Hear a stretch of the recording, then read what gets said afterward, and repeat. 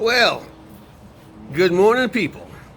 Welcome to the first edition of Common Sense and the Golden Rule.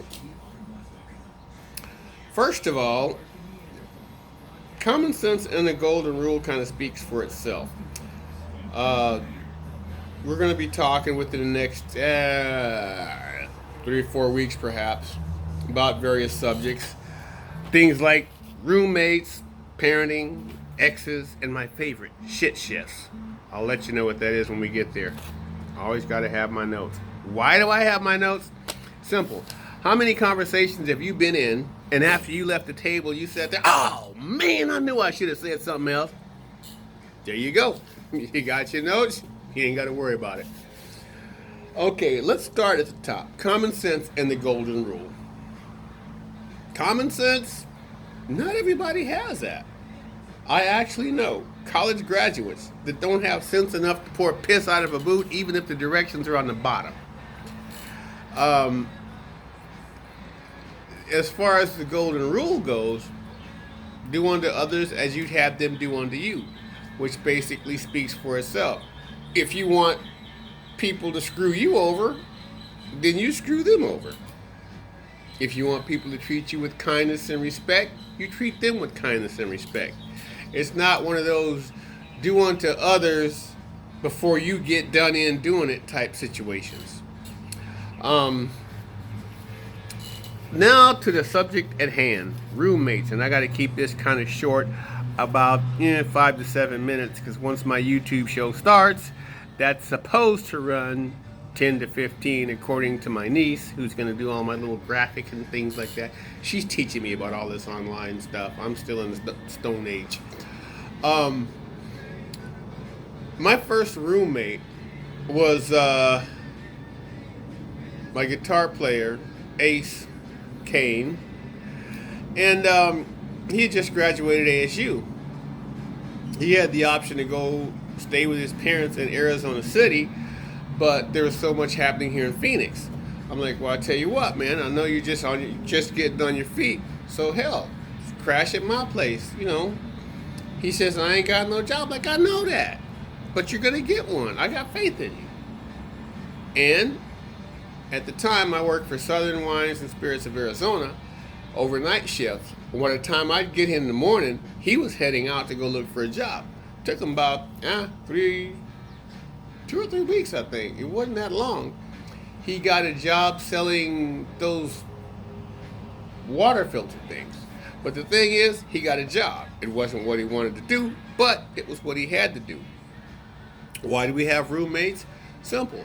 There's situations to where sometimes your financial abilities don't meet the criteria that allow you to stay somewhere. So, or you want to do something to save money to get your own place. So, we've all been one, we've all had one. Remember that phrase, I'm going to be using that a lot.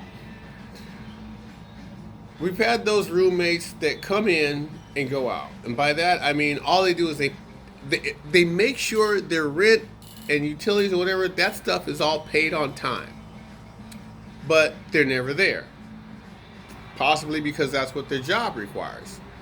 And you got those people who will come in, they pay their rent, but they won't do shit to help you around the house. Now, when I was a roommate, I made it a point. You ask anybody that I've lived with, and you people know, the ones that I've lived with anyway, that I've always made it a point to keep a clean house.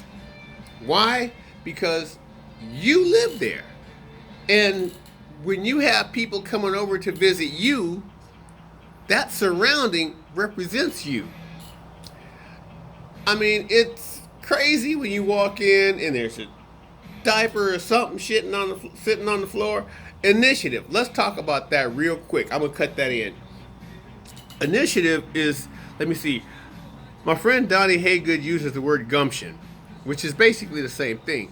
So if you're walking down the hallway and you see a piece of paper on the floor, You pick the damn thing up. You don't step over it waiting for the next guy to pick it up, because the next guy is probably waiting for the next guy to pick it up. And before you know it, that same damn piece of paper has been sitting down there for a fucking week. Sorry, didn't mean to go off like that. But there are people like that. Don't want to help you clean up. Won't even lift the dish. And it's all about, well, he didn't do it. Fuck! It ain't about him. It's about you. You know, there's always that, well, if he ain't gonna do it, then I ain't gonna do it. What's that say about you? You're a stupid asshole is what it says, because this person should not represent what you think. You got a brain, I hope. So you should think for yourself. Well, you know, just because he gonna screw you over and not try to pay your rent don't mean I have to. I got a reputation I gotta, think about. And my reputation says he's a good roommate, he pays on time, and he helps out. Bottom line, think about your reputation as a roommate. And you got those people that don't say shit about nothing. I mean, yeah, we all had those days where your check may not come in or something with the computer happen, and so you're just going to sit there and instead of going and talking with your roommate, saying, hey, look, there was a glitch going on at the workplace, and our checks are going to be delayed. Can I, catch you on this date? More than likely, they'll say, well, yeah, no problem. All right? Talk to your roommates. Communication, that's the key. I got to cut this short because apparently I'm supposed to try to keep this thing at 7 minutes on Facebook, because I know a lot of my Facebook fans that I'm going to soon have won't have time to be sitting here for the 10 minutes that I'm supposed to be doing on YouTube. Anyway, I'm not good at going live, but if you want me to go live so you can, chat back with me, fine. Eventually I'll do that. But drop me a line, let me know. If you got something you think we should talk about, let me know. But for the time being, I am done. I have to run, and I'll see you next week. Peace.